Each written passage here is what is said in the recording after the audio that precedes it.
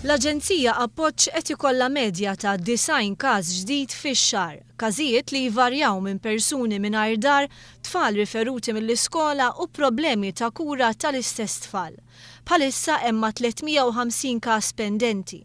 Waqt zjara fl-Aġenzija Appoġġ, Louise Coleiro Preca iddiskrivit l-għajnuna soċjali bħala waħda mill-ikbar ħasdiet li ltaqat magħhom kemm ilha li saret Ministru. Il-Ministru qalet li hemm diffikultajiet kbar fl-għajnuna soċjali li s'issa ma ġewx indirizzati. Kienet li waħda mill-ewwel ħasdiet li jiena ħadd kemm ili f'dal-ftit ġimgħat fil-Ministeru.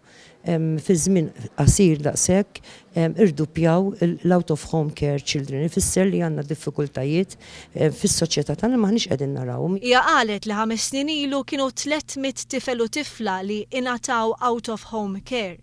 Din l-għajnuna tingħata lil dawk li ma jkunux jistgħu joqogħdu mal-familji naturali tagħhom.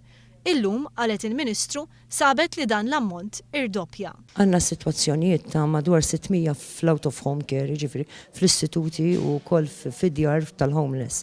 Għandna mbagħad madwar 350 li qed jistennew is-servizzi tal-appoġġ għaliex m'hemmx riżorsi. Għandna numru ta' tfal li qegħdin għax ma kenniex fejn inqeduhom li tqiegħdu saħansitra ġo Mount Carmel. Dina mhix aċċettabbli.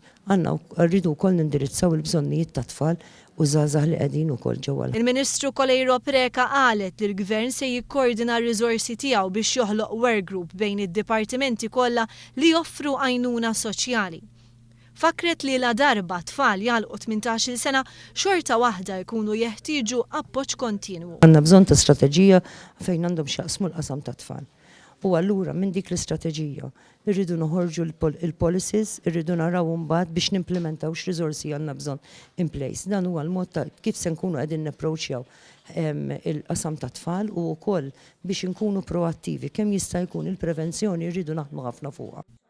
Fil-waqt li faħret il-ħidma li wettqu l-179 volontier u diversi ħaddiema, il-Ministru qalet li s'issa r-riżorsi ma ntużawx bl-aħjar mod, tant li hemm ħafna li qed jieqpaw mingħajr l-għajnuna li għandhom bżonn. L-għan tal-Aġenzija Appoġġ li toffri l-għajnuna lill-familji u tajn lil dawk li jkunu bla saqaf fuq rashom. Louise Coleiro Preca tkellmet ukoll dwar il-bżonn li l-Gvern ikun proattiv sabiex dawk l-aktar vulnerabbli jingħataw l-għajnuna mistħoqqa lilhom u sabiex każijiet bħal dawn jiġu evitati sa mill-bidunett.